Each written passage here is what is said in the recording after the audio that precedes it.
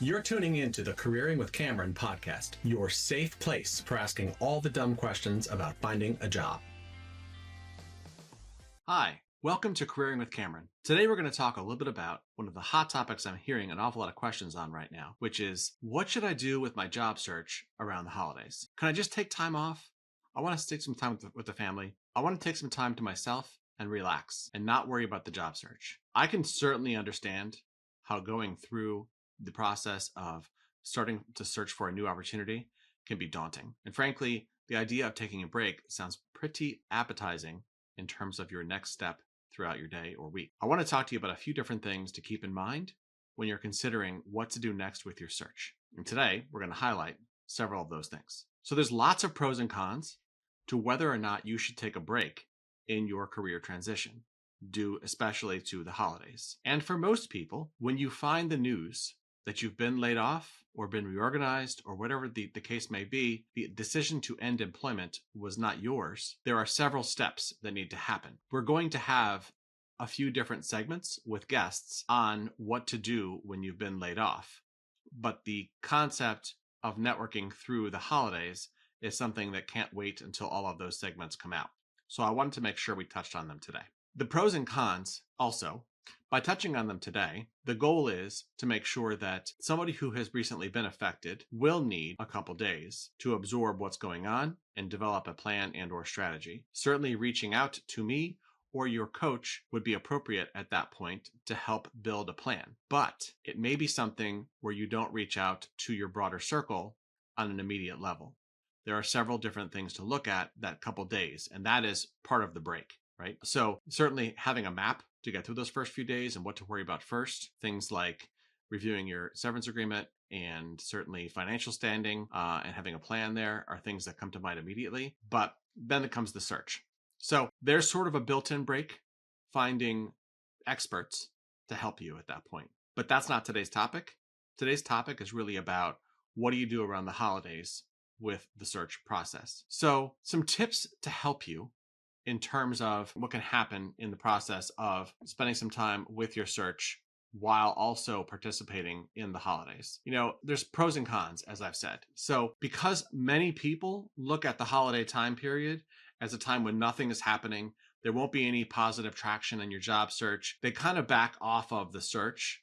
And you now have less competition in terms of the jobs that you may be interested in, and certainly in terms of how accessible people will be that you want to catch up with for your job search. People who either can help you by hiring or people that can help you by connecting. So that's one. There's less people that you're competing with. The second one is the budgetary urgency that you may actually find when considering looking for a new opportunity, really from, we'll call it Thanksgiving through the end of the year. There will be opportunities that pop up that need to be filled in this calendar year. And so making sure that your name is high on that list is important, because you may find the perfect scenario where you can be hired in December and start in January and have this great break anyway. So keep at it, because that budgetary piece is real. They may need to spend the money to not lose the headcount. They may have budgetary dollars put aside for this year that won't be there next year, and they want to make sure that they have that nailed down in terms of the person who they're going to hire. But those are the key pieces that are there. There's also a budgetary component to next year. So making sure that you are understanding what opportunities they may be trying to fill next year that align with what you're looking for. The new hiring year wave is also happening in December, because most people do not want to start their year in January with round after round of interviews for a hire that they have to make in January. They are in fact interviewing this year for those roles. They know they're coming. So there's activity in the time between November through the end of the year, and it is definitely activity that's out there. I've seen it. I've witnessed people finding opportunities at that time of year. And so it's not something that I want you to eliminate because you have thought that it might be a slower time. It's probably not a slower time. It's probably that the conversations are a little different than they are the rest of the year in networking sessions. Also, the other piece of this that plays in really well is being able to refine your skills at the end of the year. So if you are someone who you're seeing less traction in terms of people who are open to meeting you, because of their schedule, spend some time refining your skills around the holidays. So there will be at the end of December a week where there's literally nothing moving. That's a great time to make a list for yourself of skills that you would like to refine. Probably top on that list right now would be AI. If you are in a capacity, and really, let's face it, that's any capacity, where AI can be part of your workday, you should know how to use it. And there are lots of free programs that are out there. Google has a free program right now that can walk you through how to successfully utilize AI. If you want to find that information, we can certainly link it below. Keep in mind, making sure that you're refining your skills in that time where things are really kind of slow. The cons to searching right now between the end of November and the end of December, yes, it's a slower process. It's not going to be the fastest thing on earth. There's a lot more activity that's going on, taking people away from their ability to interview, people that are out of the office. It will be a slower time, but that's your responsibility to help them manage. So making sure that you're sharing with them your availability, making sure that you're also sharing with them your interest in the position, and ideally making sure they have everything they need to move forward with you as a candidate. Busy schedules certainly can be challenging. It is something that I would not read too much into. I've had quite a few conversations with people who are really having a hard time with the idea of, if they're not responding, does that mean that I'm out, or does that mean that they don't like me as a candidate? That conversation, if you lift it, can apply to a lot of events that we go through in our lives, right? So I am thinking in terms of matchmaking. This is something that sounds a little bit like dating. We're not really sure what the other person's thinking, so we're automatically thinking it's the worst case scenario. It's not always the worst case scenario. It is 100% okay to follow up repeatedly with somebody that has a position that you're interested in. What does that look like in terms of a schedule? In terms of a schedule, if you are interested in a consulting opportunity, you should not be going longer than 2 days between touch points with that person, whether it's email, phone, text, message, whatever it may be. 2 days is plenty of time for you to reach back out to them, to just let them know that you are still interested and looking forward to the next step. For direct hire, regular full-time positions where you're a full-time employee, those opportunities, no longer than a week. So, and I don't mean 7 days, I mean 5. So beginning of the end of the week, great. Make sure that they understand you're interested. Make sure that they understand that you are ready to go when they're ready to go for the next round of interviews or the next step in the process. But please don't leave the follow-up to them alone. They're not only coordinating you as a candidate, they're coordinating many candidates for many different jobs. So let's make this easy on them, okay? Make sure you're following up. Every 5 days for direct hire, as we call it, 2 days for consulting. That's it. There's no concerns beyond there. You're not going to not get a job because you followed up too much. Trust me. The next piece, this is the pros. Back to pros. We've covered the pros and cons of networking through the holidays. Cons being the slower process and the busy schedules. The pros certainly being that there's less competition. You've got a new budget coming in. You've also got a budget you're closing out. There's quite a few things that are there. But the other thing that's really kind of nice in the holidays is that you've got a lot of opportunities to network that you would not ordinarily have. Holiday parties and events around the holidays seem pretty daunting for somebody who may be considering a job change or is in the midst of a job change. Don't let that discourage you. Most people have gone through a job change at some point, whether it was elective or not elective. This happens. And really, your goal here is to find a new opportunity that aligns closely to what you're looking to do. And the way to do that is by having conversations with people who may have opportunities or may know of opportunities. So holiday parties, you're still the same person you were when you were gainfully employed. You may not have a business card that has a company on it, but you should have a business card that has you on it, so you can hand that to someone who wants to get in touch with you or you want to follow up with. It is definitely the same holiday party or the same event that you went to where you dressed up for the event, dressed appropriately, and made an appearance and talked to some folks and were able to reconnect. That's all it is. The reconnecting piece of that. So many times we see people at holiday parties and events that we haven't seen in a while. We want to make sure that we are able to reconnect with those folks and certainly able to explain to them that there's a search that we're conducting for a new opportunity. We spend very little time on our prior employer, just that there's a situation happening there and there was a business decision that was made, a reorganization, whatever it may be, and you're looking forward to what comes next.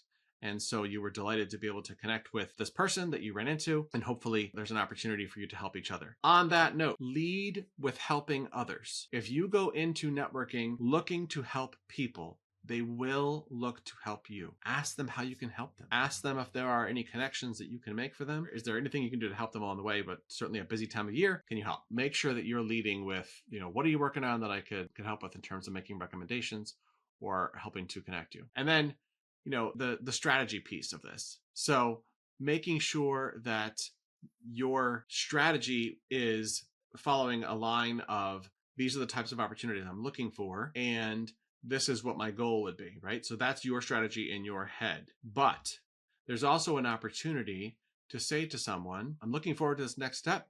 Be happy to listen to any advice that you may have in terms of changing opportunities, changing jobs, listening to maybe seeing in your organization in terms of hiring. Those are things that are what I call softer in terms of the networking piece. We're not asking for an opportunity. We're not asking them what jobs are open. We are leading with, like, how can we help? And also, what types of things are you seeing in your organization? Because typically they will turn that to telling you about the hiring process or where there is expansion happening in the organization, or maybe there's not, right? So it would be good to know that instead of looking for an opportunity there, if they're in the process of reducing headcount, obviously that may not be a great fit for you. But those are things to kind of follow on in terms of making sure that you are making good contacts and good connections. I cannot emphasize enough, focus on giving, not getting. So because you are in career transition, people are going to want to help you regardless.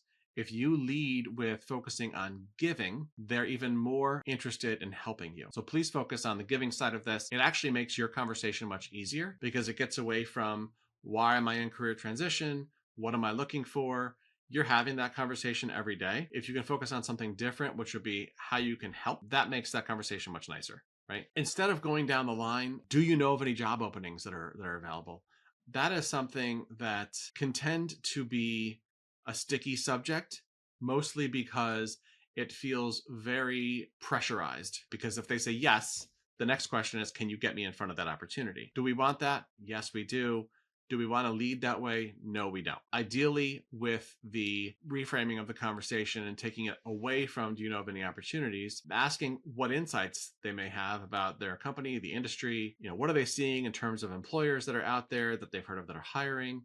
Things like that will automatically, they're going to understand you would be open to something in their organization. We don't need to hit them with that. I would also encourage you to listen as much as you can and focus on not being the only person who's talking. So sometimes getting to those situations, we get into a back and forth volley and suddenly realizing that we are dominating that conversation. You want to be able to really listen and focus on listening so that you're gathering information from them. And this is something that I was told many years ago. You should not have the entire conversation at this one stop, right? So we're not meeting somebody, giving them our information, shaking their hand, and getting married in this one session. You want there to be more conversation to have, so that you can say, there's somebody else I need to catch up with. I would love to continue this conversation.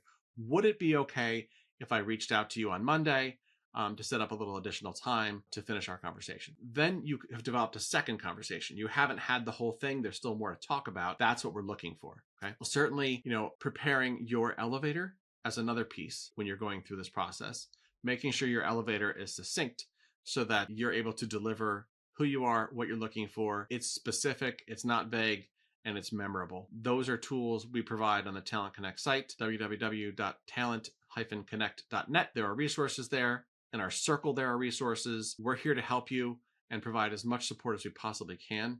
I know going through the holidays, looking for an opportunity can be challenging, but I also know that the people that I have coached and the people that I have helped that have stayed engaged in the search had a better experience going through the holidays, regardless of whether they found an opportunity during the holidays or not. They've had a better experience because they're still moving forward. Restarting your search January 15th, and it won't be January 2nd.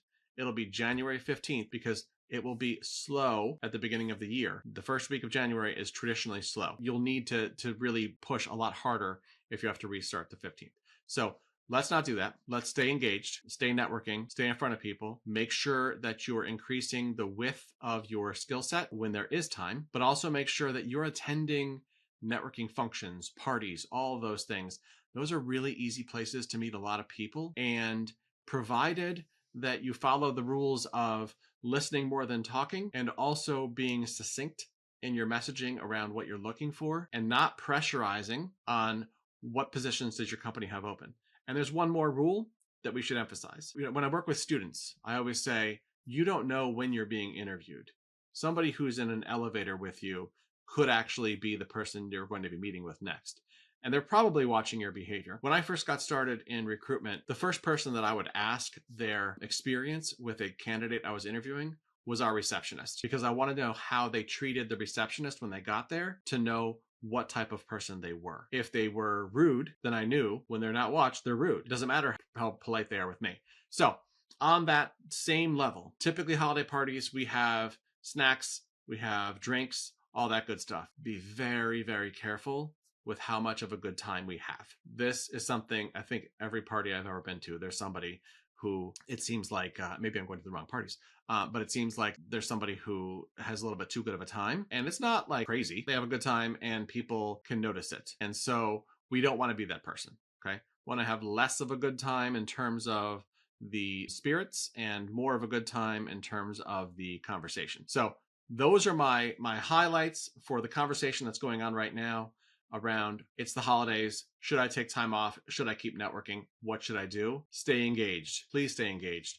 Keep working at your search. Please make sure that you're reaching out to folks to check on them, see how they're doing. Check on peers who may also be in career transition that are looking for help. Help them along. Bring them with you to a couple of events. It makes it easier on everybody, but make sure you're engaged, please. I hope you enjoyed this session. This certainly is targeting time of the year around the holidays, November to December, and networking and making sure that you are still at the job search game. If you did enjoy this session, share it with somebody else who may need to hear the message. Go ahead and subscribe. Make sure that you are also giving us 5 stars if appropriate, and we look to see you next time. See you soon. Stay in the loop at careeringwithcameron.com/talent connect, or check out our website, www.talent-connect.net.